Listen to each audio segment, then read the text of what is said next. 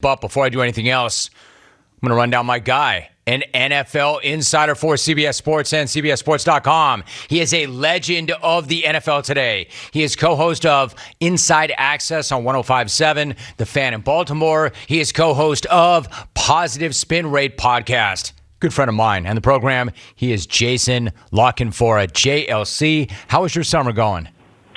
It was great while it lasted, brother. How was yours? Same, dude. Same. It went fast, didn't it? Yeah. All good though, man. Football is upon us. That is the best thing. You and I know this. All right. So it seems like you've been out covering nearly every single training camp there is. Why don't we start with the Baltimore Ravens? JLC, what do you make of everything that's played out for the Ravens so far this summer? Yeesh. Yeah, nothing's really going right, Jim. And they're kind of at this weird inflection point now where Lamar Jackson's back from his COVID, his 10-day mandatory COVID absence due to the positive test. And the rest of the team kind of fell apart while he was gone. They're down to really one starting offensive lineman where they thought he would be. They're down to a bunch of receivers, most of whom would be battling for practice squad snaps normally. Some of them are going to be running with the ones and the twos because tomorrow night when the Saints are here, there ain't going to be nobody else to throw to. All their sort of grandiose ideas about expanding this offense and throwing more to J.K. Dobbins and getting under center more play action, throwing more outside the hash marks. Well, no Hollywood Brown, no Rashad Bateman until weeks into the regular season. And right now, no offensive line. The five-man unit they've been kind of forced to put together day in, day out has been getting really beat up bad by the Ravens' defensive line.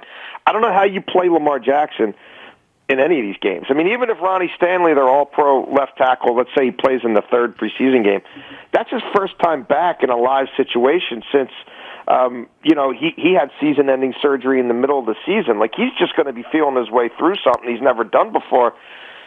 And I'm not playing Lamar Jackson, even for a few snaps in those scenarios, especially when he's not going to be able to throw it to Bateman anyway. And so I don't know, Jim. Then if that's the case, you won't really see what they have, and they won't really know what they have, possibly until sometime in October, which makes those 8 or so practices he missed at the start really, really important because, like the other dudes were there then, they just didn't have their quarterback. All right, so my response to that is you are not wrong. Jason, where do you come out on this? Like, if you had to guess, and maybe it's hypothetical, I understand the decision as to whether or not to get a vaccination is extremely personal. It's extremely sensitive, but you've got a quarterback who has now been tested positive twice and still is not vaccinated reportedly. I'm just kind of curious, how does that play in the locker room? Does everybody say, that's our guy, he leads from the front, it's a personal decision, or do you think there may be some frustration? Yeah, I mean, I think locker room and throughout the organization, they've done a great job publicly putting on this uber supportive face, but like, you only get so many of these practices, and you only get so many rolls of the dice when you do have your whole group together before attrition takes hold.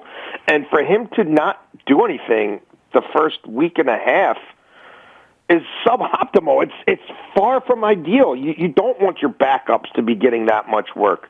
In the locker room, I mean, there's different opinions about this. He is not the only unvaccinated player on that team, but that they are, at 90%-ish, so most guys have been. And there's just natural frustrations as well. Like, he can't roam through the building as freely as other guys. He can't plop down at anybody's lunch table, you know what I mean, and have a conversation or get something started up. Locker room protocols, post-practice protocols are different for the unvaccinated players. So is that what you want from your quarterback? No. Again, the messaging here has been very different than, say, Minnesota, where they've had quarterback issues as well vis-a-vis vaccinations, and Mike Zimmer is literally kind of pulling his hair out in front of the cameras some days. But, like, the Ravens haven't gone that route, but you'd have to be kidding yourself to think that some people aren't harboring those same sort of thoughts about what are we doing here. You bet. Jason Canfora joining us, NFL insider for CBS Sports and CBSSports.com. So I had Jim Trotter on the program yesterday. Jason, we were talking about the Cleveland Browns Browns and the expectations surrounding them. As you know, I'm not only on that bandwagon, I built that freaking bandwagon. You put it together. So what do you make of the hype? The whole nine. Yeah, man. So what do you make of the hype for them this year? What are your expectations? I'm on board, man. I'm on board. It's a really good roster. You know, you can't coach size, you can't coach speed, you can't coach depth, and they've got all the above. Now, it doesn't mean some of that won't be compromised, and I don't think it's going to be a cakewalk for them by any stretch of the imagination, especially in that division. But you got to think of all the gains they made last year, and Kevin Stefanski barely knew everybody's name. I mean, nobody could come in his office and ask him a question. Nobody could hang out on the field for extra work. Everything was being taught via tablets, and they ended an installation via, in large part tablets. There was no real classroom. And look at the professional grade operation they became, and look what it was like when you put some guardrails in place and you clearly define what is acceptable and unacceptable, and then you hold people accountable if they're not towing the line. So yeah, I'm bullish on them. Talking to guys like Jarvis Landry, when I was there, and he's seen a little bit of everything. 4 years to him feels like 50 with all the Browns have been through since then. You just get the sense that there is a comfort level of everyone pulling in the same direction. And Baker Mayfield is at ease. He doesn't have to meet somebody halfway. They don't have to figure him out or meet him halfway. Like, they've built this thing, and it works for him, and he knows he doesn't have to win the box score every weekend. He's just got to win the game. And I don't know about Clowney's health. No, I mean, look, it's been a long time since he's played a full season.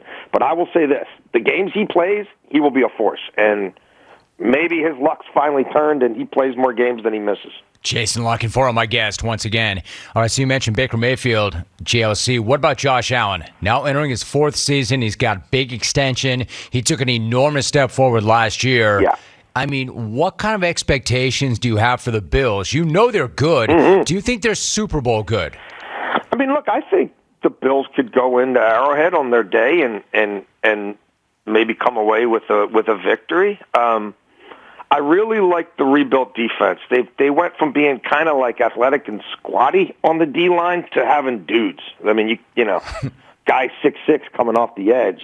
Tremaine Edmonds, I think in year 4, is really going to prosper, especially because the defensive line is going to be bigger and better. It's going to open up more lanes for him to swoop in and use that speed and that massive wingspan to affect the ball and the ball carrier more.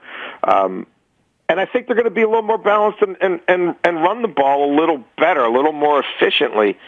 Look, do I think Josh Allen's going to put up the exact numbers of last year? No. I mean, there may be a little regression in there. And again, I think they may be a little more balanced. And I'm not sure that in some of these games they're going to necessarily feel the need to hang 50 on somebody. I could just see the game flow and them having a similar record, but maybe some of the numbers not being quite as gaudy. But I think he's an elite quarterback. I don't think he's going to take a major step back. I think he'll be very effective. I'm just not sure all the net numbers will be the same. But what they can do with him, what his physicality and his athleticism opens up for them, coupled with massive gains in accuracy and ball protection, not turning it over, I think a lot of those things are here to stay.